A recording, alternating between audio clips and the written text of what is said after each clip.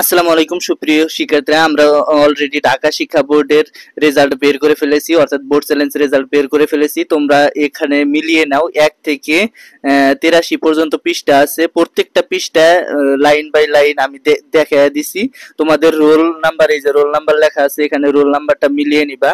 মোট 2670 জনের বোর্ড চ্যালেঞ্জের রেজাল্ট পরিবর্তন হয়েছে। অনেকেই ফেল থেকে পাস করেছে, অনেকেই এ গ্রেড থেকে এ প্লাস পেয়েছে। দেখো সঠিক সুন্দরভাবে আমি কিন্তু এখানে দেখাইয়া দিছি। অনেকেই 4.94 ছিল, জিপিএ 5 পেয়েছে।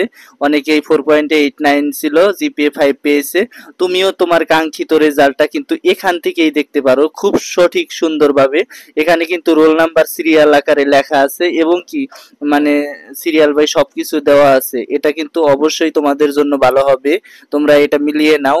সম্পূর্ণ মানে ঢাকা বোর্ডের এখানে সম্পূর্ণ মোট 2670 জন পাস বা রেজাল্ট পরিবর্তন হয়েছে। তোমাদের কাঙ্ক্ষিত রোল নাম্বারটার সাথে মিলিয়ে নাও।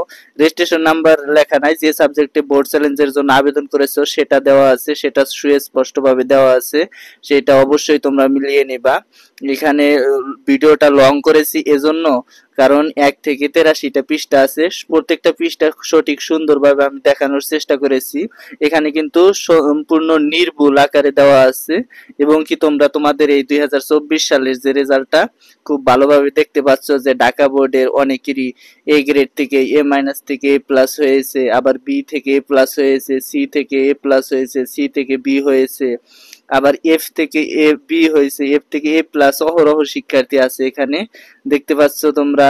এ থেকে এ প্লাস, এইরকম বি থেকে এ প্লাস। দেখো শিক্ষা বোর্ড বা শিক্ষকরা তারা কিন্তু খাতা দেখেছিল সঠিকভাবে, কিন্তু তাদের এই নাম্বারটা যোগ করতে অনেক ক্ষেত্রে ভুল হয়েছিল হয়তোবা, যার কারণে এই রেজাল্টটা এত পরিবর্তন।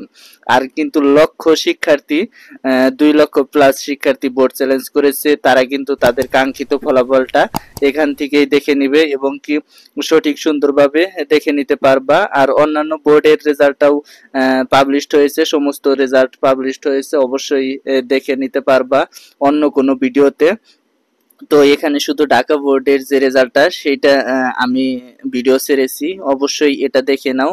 এটা লাস্ট পর্যন্ত তোমরা দেখবা আশা করি, কারণ লাস্ট পর্যন্ত না দেখলে তোমরা বুঝতে পারবে না যে তোমাদের রেজাল্ট পরিবর্তন হয়েছে কিনা। অনেকেই এখন পর্যন্ত রেজাল্ট বের করতে পারো নাই, অবশ্যই এই রেজাল্টগুলো কাঙ্ক্ষিতভাবে বা সঠিকভাবে তোমরা দেখে নাও। তো তো এই ছিল আজকের ভিডিওটা, সামনে আরো আপডেট আসবে এবং কি তোমাদের এখান থেকে এক পাশ থেকে রেজাল্ট গুলো দেওয়া আছে, সেই সাথে দেখে নাও এগুলা।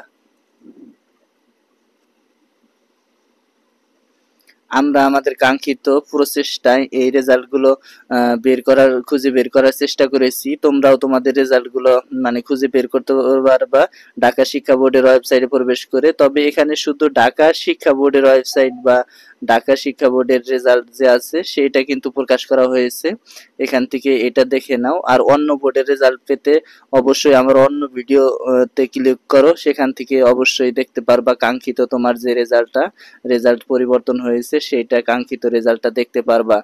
দেখো সঠিক সুন্দরভাবে কিন্তু তোমাদের রেজাল্টটা এখানে করার চেষ্টা করেছি।